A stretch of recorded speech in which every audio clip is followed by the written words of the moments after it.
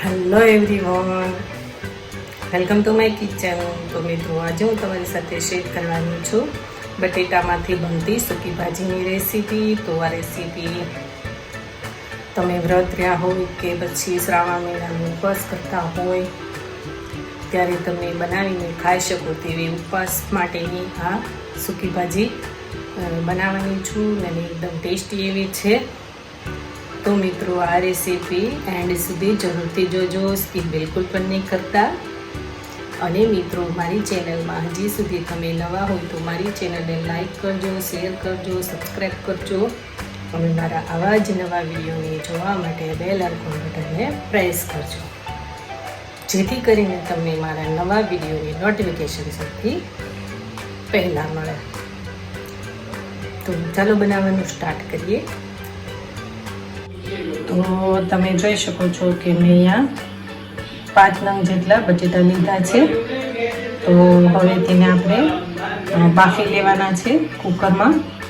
તો અહીંયા મેં બટેટા કુકરમાં એડ કરી દીધા છે. 1 ગ્લાસ જેટલું પાણી એડ કર્યું છે. કુકરનું ઢાંકણ છે તે બંધ કરી દઈશું. ગેસ ઓન કરીશું.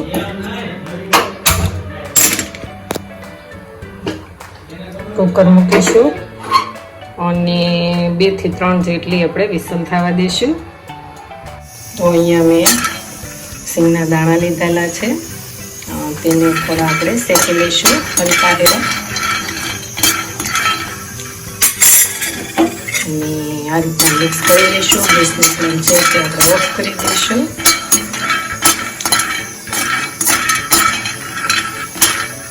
હવે તેને આપણે ખાંડણીમાં ખાંડી નાખશું. જો તમારે મિક્સરમાં ક્રશ કરવા હોય તો પણ ચાલે.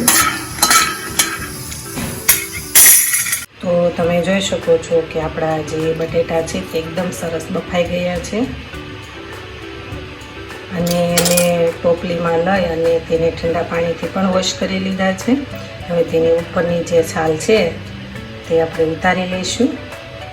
તો હવે હું આ બટેટામાંથી 2 બટેટાને આપણે ખીર બનાવીશું અને 3 બટેટાની આપણે સૂકી ભાજી બનાવીશું. તો તમે જોઈ શકો છો કે બટેટાની મેં આ રીતના છાલ ઉતારી લીધી છે. તો 2 બટેટા મેં ખીર બનાવવા માટે રાખ્યા છે અને 3 બટેટાની હું સૂકી ભાજી બનાવીશ. તો હવે તેને આપણે કટિંગ કરી લઈશું મોટા પીસમાં. તો તમે જોઈ શકો છો કે આ રીતના મેં મોટા મોટા પીસ કરી લીધા છે. તેના માટે મેં અહીંયા સિંગદાણાને શેકી અને તેનો ભૂકો કરી લીધો છે અજકતરા જેવો. મરચાંને મેં આ રીતના ખાંડી લીધા છે ખાયણીમાં. લીલા ધાણા લીધા છે અને લીમડો લીધેલો છે અને તેને મેં આ રીતના ટુકડા કરી લીધા છે. તો ચાલો બનાવવાનું સ્ટાર્ટ કરીએ. ગેસ ઓન કરીશું. બાઉલ મૂકીશું. 1 ટેબલ સ્પૂન જેટલું તેલ એડ કરીશું.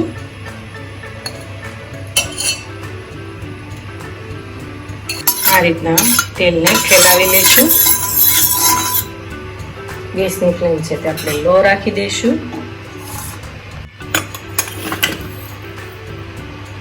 1 ટેબલ સ્પૂન જીરું એડ કરીશું.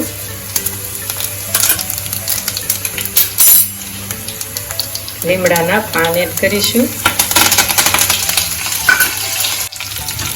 હવે બટેટા એડ કરીશું. આ રીતના મિક્સ કરી લઈશું અને આ રીતના આપણે તેલમાં શેકાવા દેવાના છે 5 મિનિટ સુધી. અને આ રીતના હલાવતા રહેવાનું.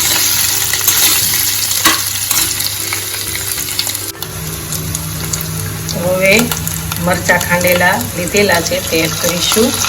મિક્સ કરી લઈશું.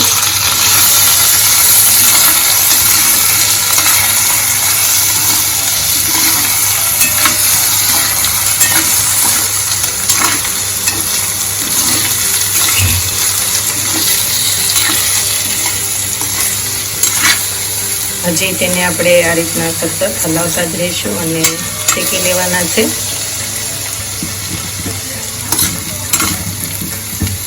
લીંબુનો રસ એડ કરી દઈશું.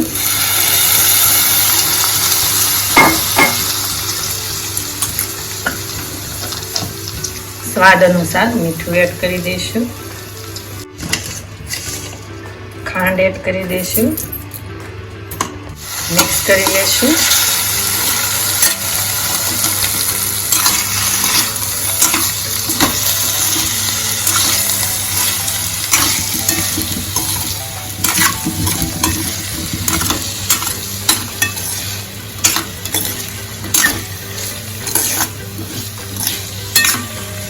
તો હજી તેને આપણે 5 મિનિટ સુધી રહેવા દઈશું.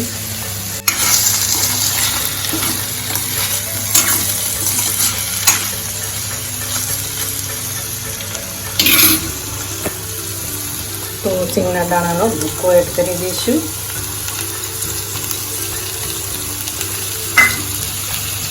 લીલા ધાણા એડ કરી દઈશું.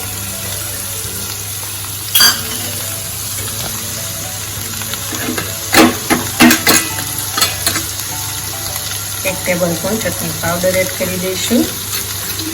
મિક્સ કરી લઈશું.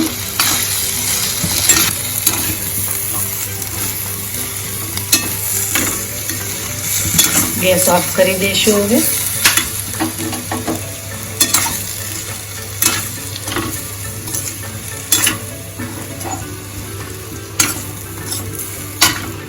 તો મિત્રો આપણી જે સૂકી ભાજી છે એકદમ ટેસ્ટી એવી અને ઉપવાસમાં ખાઈ શકાય તેવી બનીને રેડી થઈ ગઈ છે. તો તેને હવે આપણે એક બાઉલમાં ટ્રાન્સફર કરી લઈશું.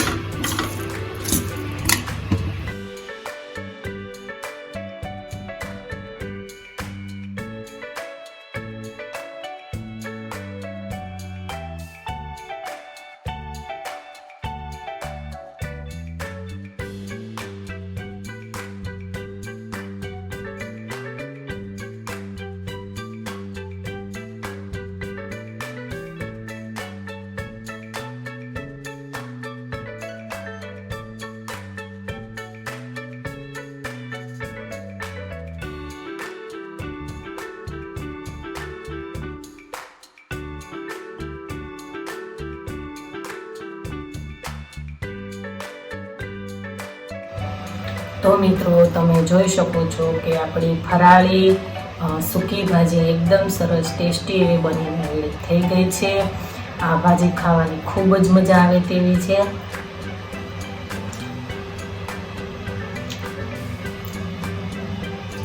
તો મિત્રો આ રેસીપી ઘરે બનાવવાની તો જરૂર ટ્રાય કરજો, ખૂબ જ ટેસ્ટી લાગશે.